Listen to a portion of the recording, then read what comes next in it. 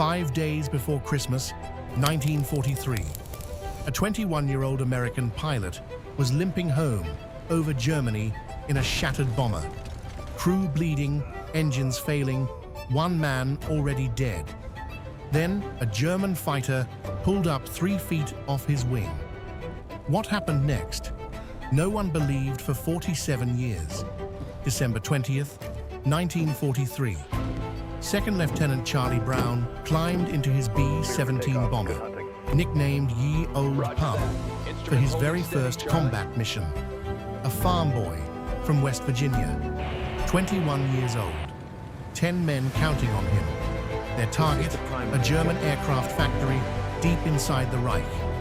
But before they even reached it, anti-aircraft fire tore the plane apart. 2 engines hit, the nose shredded. The tail gunner was killed instantly. They dropped their bombs and turned for home.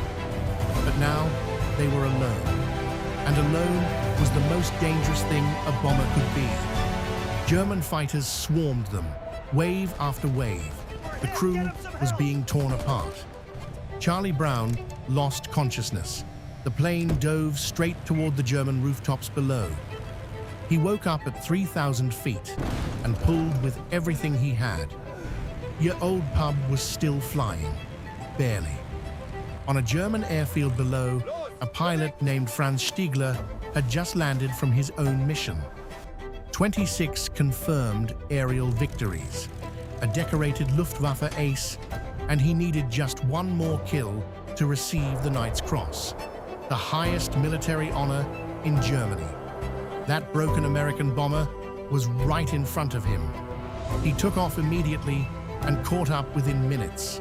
But when he pulled alongside and looked inside through the massive holes torn in the fuselage, he froze. He could see the crew, wounded young men, helping each other, bleeding. He remembered the words of his old commander. If I ever hear of you shooting at a man who cannot fight back, I will shoot you myself. Stigler looked at that broken plane for one long moment. He made a decision that could have gotten him executed. He did not fire.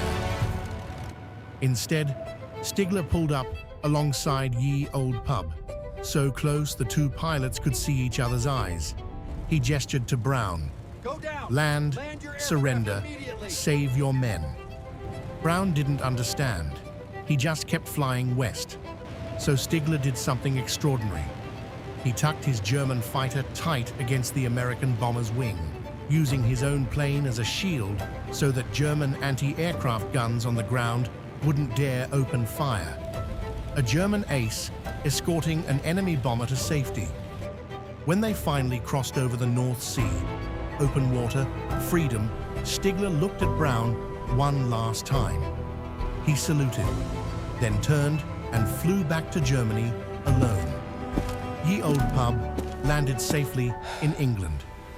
Brown filed his mission report, but left out the German pilot. He didn't think anyone would believe him. Stigler said nothing either. In wartime Germany, showing mercy to an enemy meant death. For decades, both men carried the memory alone. Then, in 1986, Charlie Brown began searching. He spent 4 years writing letters, placing notices in veteran newsletters, describing the encounter to anyone who would listen. In 1990, 47 years after that December morning, a letter arrived. I was the one. When they finally met, Stigler could barely speak. It was like meeting a brother I hadn't seen in 40 years, he said. The 2 men became inseparable. Fishing trips, phone calls every week. Their families became one. And quietly, for Charlie Brown, the nightmares he had carried for decades finally stopped. Franz Stigler died in March 2008. Charlie Brown followed him 8 months later. After Brown's death, his daughter found a book in his library, a gift from Stigler. She opened it and found a handwritten inscription inside. In 1943, I was your enemy. In 1990, I was your brother.